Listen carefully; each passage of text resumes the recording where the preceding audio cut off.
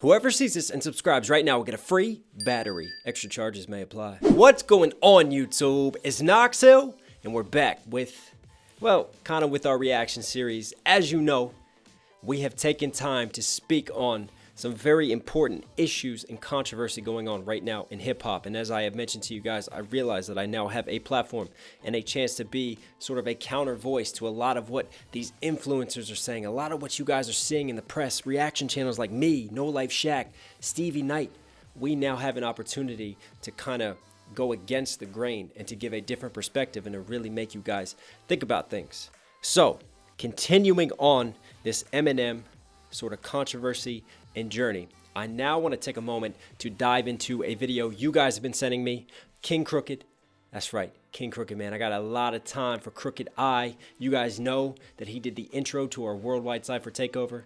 He is a true gatekeeper of hip-hop. He's always putting on for independent artists and independent music.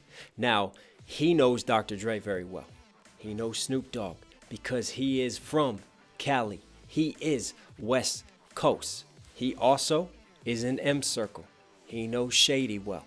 So if there's anyone who can speak on this matter and really give the perspective of what's going on from both sides at this moment in time, it's definitely Crooked I. So let's hop into this and see what he's got to say, man. This was on his IG Live. Here we go. What's happening? People been hitting me up about this situation between Eminem and Snoop Dogg, you know what I'm saying? And it makes sense that they would hit me up about that because I'm from Long Beach, California. You feel me? And LBC? Detroit is like a second home to me. Plus, I know both of them personally. You know what I'm saying? I know both of them personally. That's right. So, you know, I ain't mad that they hit.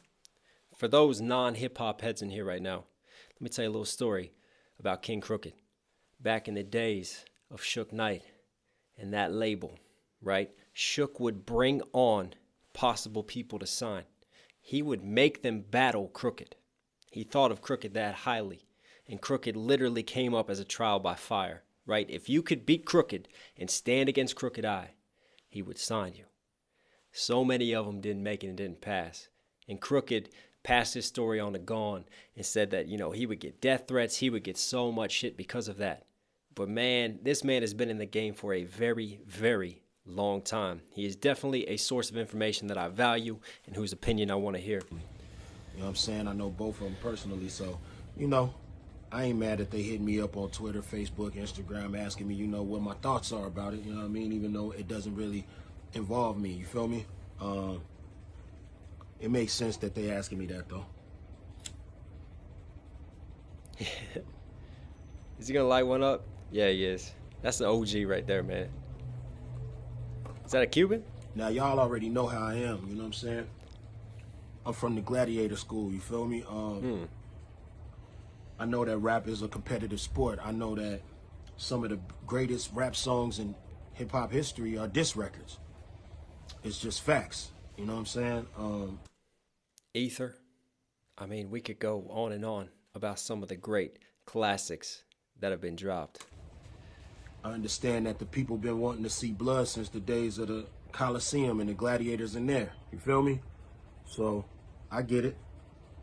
But for everybody who think that this shit is going to just be two records going back and forth or a few records going back and forth, you're very wrong. This has the potential to be the most polarizing beef ever in hip-hop. Wow. You know what I mean? And for that reason, I think it's not good for the culture. I don't think it's good for the culture.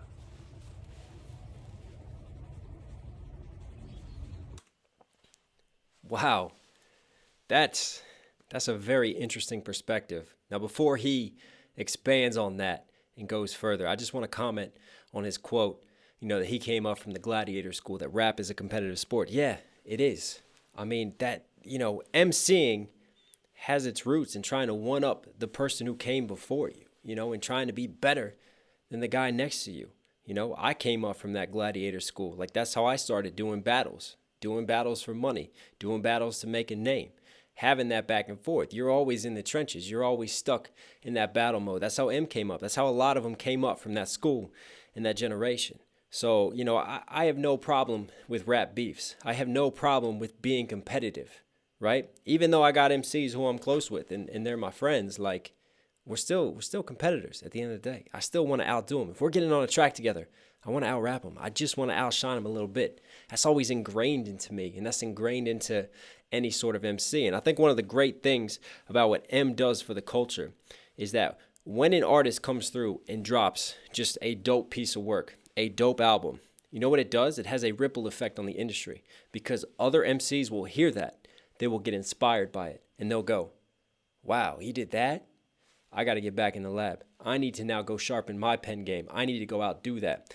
And I can't tell you, just based off of Eminem releasing music, what that has done for the culture alone in terms of how it inspires people. Because as MCs, being competitive, we always want to one-up. We always want to learn new tricks. We want to get better and better. So when somebody drops just a dope body of work, one of the first things a rapper will do is he'll probably pause like halfway through the album and go, right, I got to start writing. Like I can't tell you how many albums I haven't finished because it inspires me to get back in the booth and back to creating. Culture.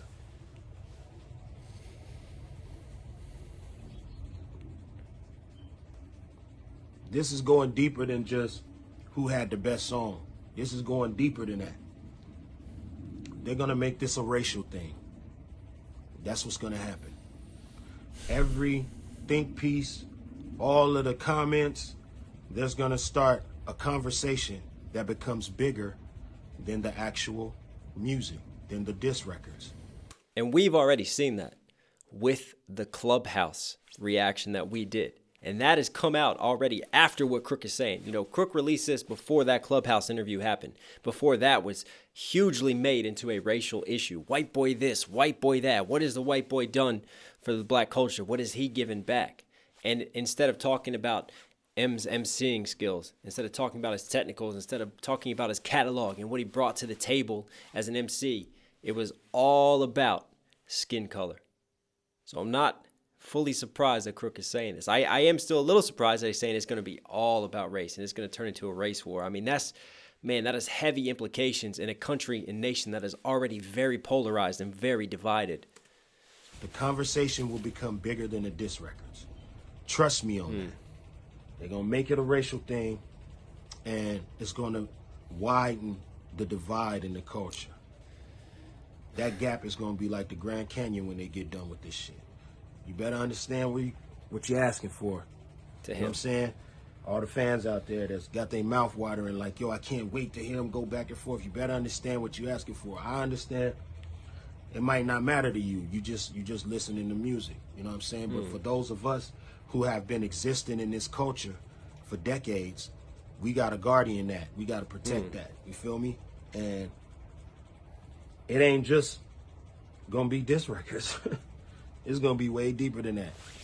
It's going to cause a divide. And Crook really is a guardian of hip-hop, man.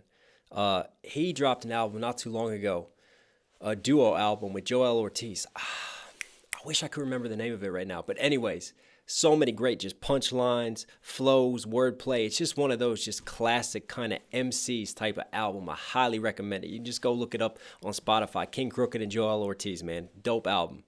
Big recommendation for me. It's going to be diss records. It's going to be way deeper than that. It's going to cause a divide that's way deeper than that. So, although I have, certain contact has been cool for the culture, you know what I mean? It's a contact sport. I don't believe that this particular disagreement, I ain't going to call it a beef because we really know what beef is. I'm not going to co-sign this one and say, yo, yeah, I would like to see that. You know what I mean? Because I understand that it's deeper. It's deeper than two diss records going back and forth. It's deeper than that. These are two icons.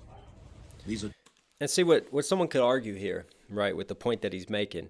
It's almost like he's standing the middle ground, like, I just don't want to see this beef happen. You can understand why, because he's kind of got a foot in both camps, right? But even before this happened with Snoop and M were in the same camps. This is where it gets tricky. Like, a lot of their people, they share their contacts, their relations, the artists that they work with, their friends. They're all within that same circle. So this could really get ugly from that perspective. But one thing I don't want to discredit, because I can see people arguing that about Crooked right now, is that, he doesn't want to piss off either side. And I understand why, because he's close with both sides. But listening to him talk a lot of times, I've listened to quite a few Crook interviews over the years. I've listened to his music. I feel like he's very good at being rational and like stepping back from the situation and looking at the bigger picture. And this is what we need to do right now. We need to all step back from the situation because it's easy. It's easy to want to see blood right now. It's easy to want to see if M's your boy. You want to see M get into that diss war because we know he can tear MCs apart. If you're on Snoop's side and you feel like, M has just been holding a place in hip hop for too long and needs to go, you want Snoop to like provide a wake up call to M. I see that, right? We want that blood, but we got to step back sometimes and ask ourselves, what are the true consequences of this on the culture, and what is this going to do? If it's deeper than that, these are two icons. These are two legendary icons in rap culture, hip hop culture, and pop culture. You see what I'm saying? And it's facts, man. And listen, I got a lot of Eminem fans on here. I am a fan of Eminem's music. But like I said in one of my last reactions to this, we can't live without M's music.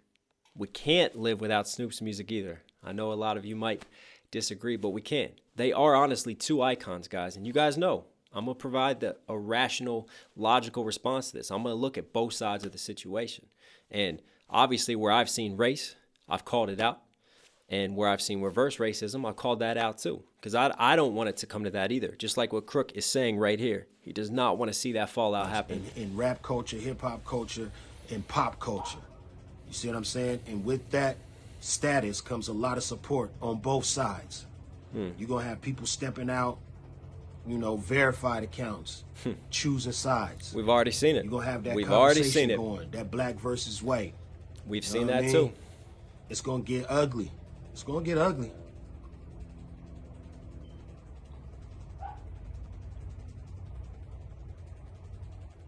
I know it's going to get ugly if it happens. I got love for both of those guys, you know what I'm saying? I would rather see them talk it out, And I know they probably think, oh, Crooked, you in your positive space right now. That's why you saying, you just want to see people talk it out. You on some peacemaker shit. I always been like this. You know what I'm saying? There's people in the streets that...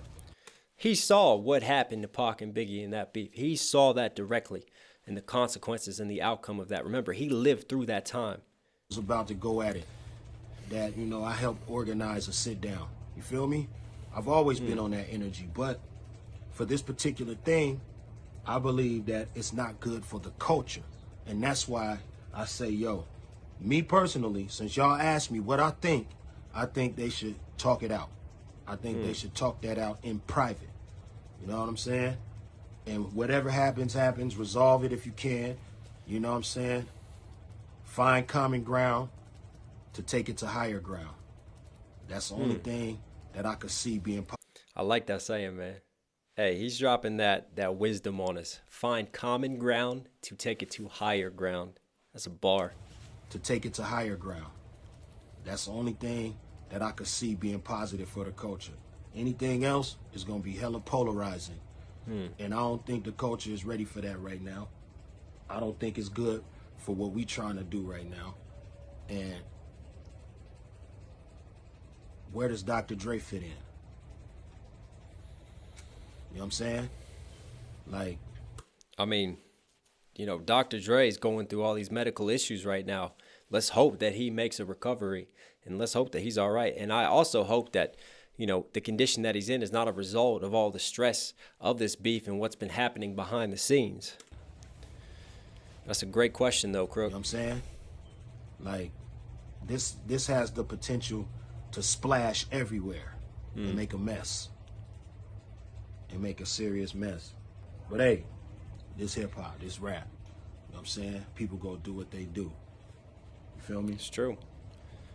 I ain't gonna even speak on that other shit that's going on. You know what I mean? Because to me, that other shit is clown shit. I don't get down like that. But y'all know. Hey, we know what that is. That's Benzino. I haven't even talked about that on this channel yet. I don't know if I will, because that really is clown shit, man. He's just recycling the same old beef because he's irrelevant, trying to get that clout, man. And we saw some of that with Dave, because Dave was connected with Benzino, when we did the Royce to 5'9", and Dave, man, Dave was just talking out of his ass because he's upset too, because M did take the source down. I mean, M took them all on, man. Let's not forget our history. Let's not forget What happened to Ja Rule? Ja Rule is still holding the toilet paper for Shaq right now every time he's got to go to the toilet. I mean, what happened to Benzino? All these people are just using M's name to stay relevant. But let's look at the bigger picture. Again, that's always going to happen. There's going to be beef. It is a contact sport, rap. It is competitive. And what does worry me is someone as iconic as Kxng Crooked now coming out and saying something like this. Wow, that really makes me rethink it. Because honestly, I was a little on the side of the fence, like, yeah, let's see him get in the booth and settle it. That's my school. That's my train of thought. Like, you got an issue with an MC, you know how we settle it? We see who the better MC is. We get in the booth. We see who can out-rap who. But in this situation, like Crook is saying, man, especially given the current times that we're in and how polarized and black and white our nation is. And one thing I do want to say about hip-hop, that is one thing I have noticed with all these discussions about hip-hop and what's good and what's not, is that we need to think about where hip-hop is currently. And what I mean by that is that hip-hop is not just existing in the United States of America. Hip-hop is now a global phenomenon. So while we're over here in the States all on this black and white shit, there's German rappers coming up. There's Indian rappers coming up. There's UK rappers coming up. There's Korean groups that are now using rap and having rappers. There's Australian rap that is also on a fast rise and come up. Hip-hop is in so many different places of the world now. It is a global phenomenon. And what's funny to me is, like, we still treat it like we're in this very isolationist, very American mentality where it's only us and we're the only ones that matter. But let's not forget, people, that it is such a wider scope now. And it's beautiful, the amount of lives that hip-hop has now touched and how it can just connect people from across the world. I mean, I get it here on the channel. I get people from all over the world. That is crazy to me. But it goes past race, is what I'm saying. It goes past so many barriers that once existed. Hip-hop can be a unifier for communities across the world. It can bring us together and it can change lives. And we can use that energy and that force to positively affect social change, to impact people, to make them think deeper, to appreciate lyricism, to appreciate and be inspired by come-up stories, by stories of struggle, by stories of overcoming. That's what rap can give the world. So those of you that really want to see this M versus Snoop beef, let's take Crooked's word seriously. And let's really think about what this means for the culture and what this means for hip-hop. Anyways, guys, thank you as always for supporting me. If somehow you're here at the end of this video and you just listen to me talk and react to another person reacting, hey, you got to be enjoying this content. So do me a favor and hit that subscribe button. As always, this is your reminder to stay safe, to stay positive. It's Knox Hill, and I'll catch you in the next vid. I'm out.